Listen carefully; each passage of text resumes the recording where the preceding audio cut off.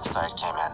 I was sitting in front of the park ranger station, watching a fire that crackled in the rusted old pit that's been here for decades. The flames were slowly eating the wood.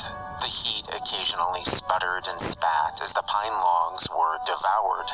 It's one of my favorite ways to pass the time out here. A fire, like watching fish in an aquarium or animals in a zoo, is endlessly captivating because it's a tiny bit of nature captured and put on display. The same reason people come here to the Spruce Ridge National Park. And just like a fire, the woods here can scorch you if you're not careful. I shuffled back inside, took the call, and headed out for the rendezvous point after listening to the report for a few minutes. Another couple gone missing. Not too out of the ordinary, at least not yet. So I loaded my gun, hopped in my Jeep, and headed out as the sun began to recede past the trees. The searing summer sun peeked out from between dense fir limbs that surrounded the rocky terrain on all sides, sweeping over the horizon as far as I could see. I passed glimmering ponds filled with algae and pavilions filled with brown picnic benches. As the Jeep bounced up and down on carefully maintained blacktop and rutted brown roads filled with dirt and rock, I could practically hear the croak of frogs, the chirping of crickets, and the hum of a few dragonflies as I sped past. No matter how long I was a park ranger, I never got used to the thrill of the great outdoors. The serenity you could find in the fresh air was eternal, as was its sheer size. It reminds me of the pioneer days, when it was just a few families alone in the vastness of the frontier, and it was a very unforgiving frontier. Back then, there were no rangers or park security like me to make sure no families got lost. First aid didn't exist, and Mother Nature never suffered fools. Some people have forgotten that. But Mother Nature never hesitates to remind people about what she can do. Lately seems particularly active on that front in these parks. I carefully maneuvered the Jeep through hills, which were bigger the farther I got away from the base. The wind lashed through the cracked windows as I passed fallen cedar trees on the way to my destination. I love these woods, but I never forgot how merciless they can be, and how many people have met their end out here. How many bodies have been buried right here? How many people went out into these woods and simply never came out? There's no way of knowing for sure, but these woods have been around for centuries, and that's enough time for death to plant a seed for every tree out here. I was dispatched to find Libby and Dale Morrison, a well-to-do couple that had gone out on a camping vacation. Their empty campsite had been found by a group of hikers, and since no one had seen the couple for a few days, I was sent out to take a closer look. Funny enough, while I've always loved the outdoors, I've never liked camping. If you fill out enough missing persons and death reports, you learn fast to treat the woods like a tiger or lion. They might be stunning to look at, but never forget what can happen when you encounter them.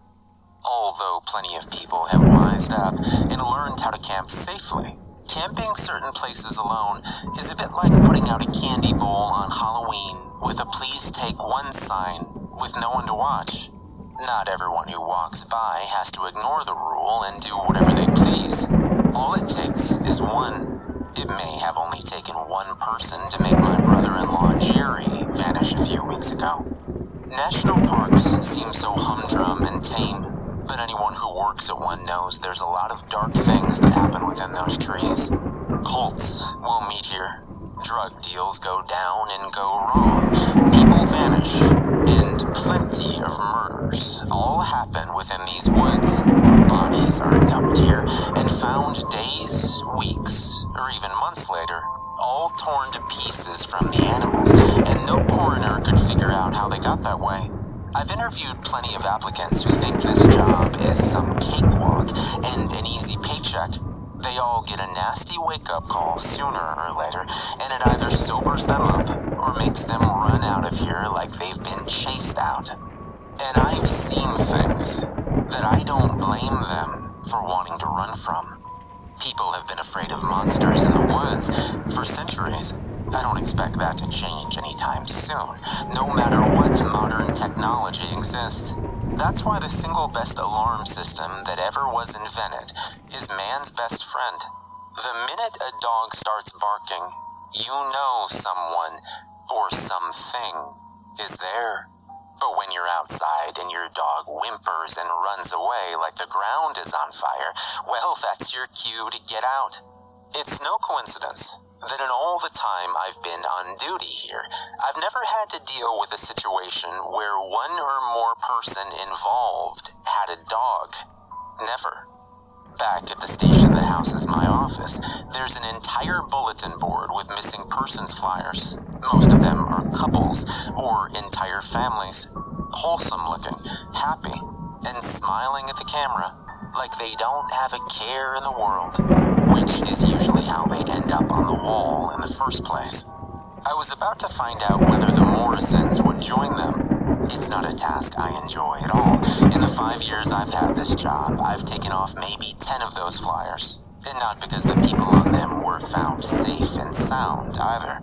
Most people on it are the type of people who think because they have GPS in cars with all the latest bells and whistles, there's nothing to worry about when you camp or venture into the woods. A lot of people who venture out here have that attitude. If they're lucky, they realize the mistake and live to talk about it. Other times, not so much, but maybe their fate can help teach others a lesson. I've certainly had to deal with my share of journalists, documentary filmmakers, law enforcement officers from various divisions, private investigators, and inquiring relatives and friends. The professionals I have no problem dealing with. They're just doing a job, same as me. That's not to say they don't take what happens seriously, or feel bad for the parties involved. Not at all. But they're used to dealing with stuff like this for the most part, and it rarely touches them personally. Only rarely do I see the look in their eye that tells that what happened here will haunt them. On the other hand, dealing with family members in that situation is by far the worst part of my job. I'd rather stumble upon 1 million bodies than have to deal with grieving family members. I've done it too many times, but it never gets any easier. Never. And it shouldn't. It was dark by the time I arrived at the Morrison campsite, which was a long way from any main area. As expected, they'd spared no expense and had gone camping with brand new gear that I was certain they'd just bought. Brand new equipment, cooking gear, and a black SUV that was still gleaming like it was fresh off the lot. I did have to concede that Mr. and Mrs. Morrison picked a terrific spot, right on the lake. It was a clear night, and the moon glistened off the calm surface, which looked like glass. No matter what happened on the job, nighttime was always my favorite time to work, or do anything else. So long as I took proper precautions. I suppose it's the same reason people think about hitting up an old flame late at night. In the modern era, it's easy to look down upon more primitive times and their fears about what lay just out of sight in the darkness. But come out here at night when it's pitch black, and those fears suddenly become far more relatable. Modern technology may be the 21st century, but where your flashlight ends, it's the 19th century. All it takes is for your flashlight to run out of batteries, your GPS to fail, or your car to not start, and you're no longer in modern times out here. You're right back where your ancestors were. But at least they knew how to survive in conditions like that. As I looked around the campsite, the stars gleamed out of the sky and looked brighter than usual. I don't think people think about space, as in really think about it and what it entails. It's a stunning concept to behold, the vastness of the galaxy and all the galaxies beyond it. When you think about it, Earth is nothing more than a tiny apartment in a massive skyscraper when you think of how massive space is. The phrase outer space involves gargantuan size and a scale that is unfathomable. When pondering this, the two most terrifying concepts in their implication are that you are completely alone in the universe, and you are not alone in the universe. Which one is more terrifying depends a lot on the person. The phrase, "in space, no one can hear you scream," is so much more than a movie tagline. It's a simple fact, because not only can no one hear you scream, you might not even be able to scream, which is one of the most horrifying feelings a human can experience. It's like calling for an ambulance, only to be told help isn't coming. The woods are the same way, as it's no coincidence they refer to space as the final frontier. It's also what makes someone going missing in a huge park like this such a nightmare for a search party. In a populated area, you can rule areas out and narrow things down, but out here in the woods, someone could be literally anywhere. The Morrison campsite wasn't torn to shreds like it had been attacked by a wild animal, nor did it resemble the scene of a horror movie-style bloodbath. It looked like countless campsites that had been abandoned without any afterthought. Had it not been for their car nearby, I would have thought they just left on a whim. Their car, a shiny black Cadillac SUV with a grill hood that gleamed in the light from my flashlight, was still here. So that meant they either left in someone else's car, they ran off somewhere outside the park, or they were still here. But it wouldn't be the first time I've seen couples ditch one vehicle out here to get in another. So the question was, what caused the Morrisons to flee from where they'd set up shop? It certainly wasn't because they needed to use a bathroom.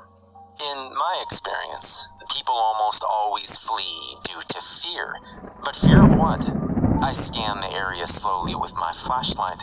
The Morrisons certainly spared no expense. The RV was top of the line, certainly a step up from sleeping in a tent. You don't leave equipment like this for no reason, especially if you're someone with money. A quick check revealed that none of the car's tires had been slashed, and from all appearances it looked to be in good condition. Since the RV's front door was halfway open, I wasted no time in climbing the metal steps and peering inside. As expected, everything inside was top of the line. Most of it looked like they had just bought it at the store a week ago. I carefully climbed inside, and with one hand on my gun, I slowly checked the bathroom and bedroom. The bathroom was a jumbled mess of tubes and bottles, and the bed was unmade. But everything was perfectly in order, nor did it look like anything was stolen. I stepped back outside and started to walk towards my Jeep to radio what I'd seen. But when I was over halfway there, the skin on my arms prickled, and I felt a chill run down my back. Despite the billowing humidity, I was chilled to the bone. I took a deep breath, carefully placed one hand back on my gun, and walked the remaining distance, taking care to keep my back aligned with the RV, as I had the sense I was being watched. I'd felt this sensation before, and you never get used to it. And just like dealing with grieving families, you shouldn't. Because if you do, the next grieving family may be yours. With paranoia and fear growing with each step, I mercifully made it to the Jeep okay and slammed the door shut. Before I radioed back to the base, I leaned back in the driver's seat and tried to relax. As I took another deep breath and reminded myself to just stay calm, I surveyed the terrain again. No car tracks aside from mine or the Morrisons, no evidence of a struggle, and no sign of any other life out here. But that didn't mean nothing else was out here besides me. As if to answer that, a guttural roar burst out from the woods to my right, and I practically shot out of my seat. It was the ugliest sound I've ever heard, and there was no way a human was capable of making that noise. It was the kind of sound that seems to be a living, breathing, physical entity, like thunder. Without waiting another moment, I started the engine, floored the gas pedal, and the Jeep roared to life as I drove out of there as fast as I could. As I pulled away, I swear I could see the trees where the roar came from tremble slightly. It wasn't until I'd been driving for about 10 minutes that I noticed some heavy breathing that sounded pained. When I realized it was mine, I tried to take a deep breath and calm down. Once I'd done the former and was attempting the latter, I picked up my radio with a clammy hand and called in what I found and heard. I was surprised, as my voice was far calmer than I felt. On the other line, my colleague sounded surprised, but not skeptical. Maybe it was sincere. Or maybe when I had backup and we all headed back there together, we might find nothing, and they might just declare me paranoid. I didn't really care either way. I'd much rather be called paranoid than a crime statistic. I rolled along at a good pace until I rounded a corner, and a figure standing in the middle of the road made me slam on the brakes. In the harsh light from the vehicle's headlights, I could see the figure was slight, wearing badly tattered clothes, and was pretty beat up. But when the figure took a step forward, I couldn't believe it. It was my brother-in-law, Jerry. I rolled down my window in shock. "Bobby, we gotta go," he said. He got in, and I hit the gas, and we roared out of there. He panted for a good 30 seconds before his breathing evened out. "What happened, Jerry?" I asked after he had a chance to rest. "There's something out here, Bobby. Some kind of creature. A monster. Like something out of a TV show. And there's this group of people that know about it and treat it like it's real important. They think it's so important, they even kidnap people and offer it to the monster to eat. That's what happened to me." "What kind of monster is it?" It was the only thing I could think of to ask him. "I don't know." "How'd you get away?" "Remember that knife you got me for Christmas last year? The one you can store anywhere?" Yeah, I had it in my shoe at the time they grabbed me. Once I had a chance, I put it to good use. And here you are, saving my neck again."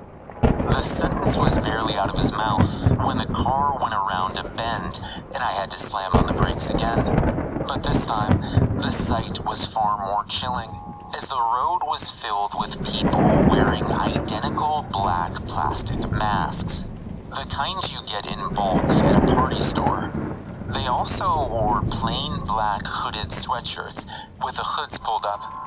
No one moved an inch as I stopped. They all just stood there, facing me.